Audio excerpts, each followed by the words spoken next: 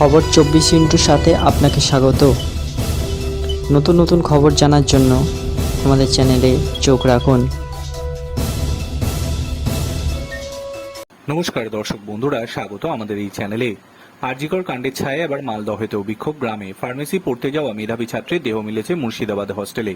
যে কলেজের মালিক এলাকার তৃণমূল বিধায়ক, শরীরের বিভিন্ন জায়গায় আঘাত, ক্ষত, পরিকল্পনা করে খুনের অভিযোগ নেয়নি থানা। সংবাদ মাধ্যমকেও জানাতে নিষেধ করেছে পুলিশ এবং কলেজের কর্তৃপক্ষ। বিস্ফোরক অভিযোগ পরিবারের। অভিযোগ, তৃণমূল বিধায়ক নিজের ক্ষমতার আসল ঘটনা ধামাচাপা দেওয়ার চেষ্টা করছেন। ব্যবহার করা হচ্ছে পুলিশকে। ছেলের ওপর র্যাগিংয়ের অভিযোগও করেছেন পরিবারের সদস্যরা।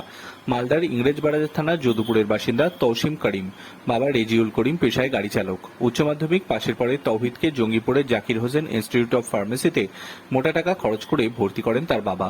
যে কলেজের মালিক জঙ্গিপুরের বিধায়ক প্রাক্তন মন্ত্রী জাকির হোসেন।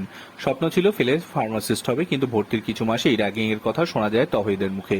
ছেলে ভেঙে পড়েছে দেখে তাকে বোঝাতে শুরু করেন পরিবারের সদস্যরা, যদিও তারপরে হস্টেলেই ছিল ওই পড়ুয়ারা। কিন্তু 1 বছর যেতে না যেতেই তার দেহ মিলল ওই হস্টেল থেকেই। পরিবারের বক্তব্য, আগের দিনই ছেলের সঙ্গে তার মায়ের ফোনে কথা হয়, ছাতুসহ কিছু সামগ্রী পাঠানোর কথাও বলে ছেলে।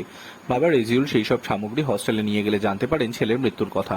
হস্টেলেই একটি বন্ধ ঘর থেকে তার ঝুলন্ত দেহ উদ্ধার হয়। পরিবারের অভিযোগ, ছেলের মৃত্যু কথা কলেজ কর্তৃপক্ষের তরফে তাদের জানানো হয়নি। অনেক আগেই তার মৃত্যু হয়েছে বলে সন্দেহ বাবার। সারা শরীরে আঘাতের চিহ্ন স্পষ্ট বলে দাবি। কলেজ জানায় ছেলে আত্মহত্যা করেছে, কিন্তু বাড়ির লোকজনকে না জানালেও পুলিশকে জানায় কলেজ। পরে পুলিশের কাছে অভিযোগ জানাতে গেলে পুলিশ অভিযোগ নেয়নি বলে অভিযোগ। সংবাদ মাধ্যমকে জানাতে নিষেধ করা হয়। অভিযোগ, কয়েকজন ছাড়া হস্টেলের বাকি ছাত্রদের সঙ্গে কথাও বলতে দেওয়া হয়নি পরিবারে কাউকে। এই নিয়ে যদুপুর গ্রামে বাড়ছে ক্ষোভের আগুন। দীর্ঘ সময় কলেজে তৌহিদের দেহ পড়ে থাকলেও কেন কেউ ব্যবস্থা নিল না, কেন বাড়িতে জানানো হলো না, সেই প্রশ্ন তুলেছেন সকলে। এই বিষয়ে কলেজ কর্তৃপক্ষের সঙ্গে একাধিকবার যোগাযোগের চেষ্টা করা হয় বিধায়কের সঙ্গেও, কিন্তু কোনো তরফেই কোনো রকম সাড়া দেননি তারা। Bureau report.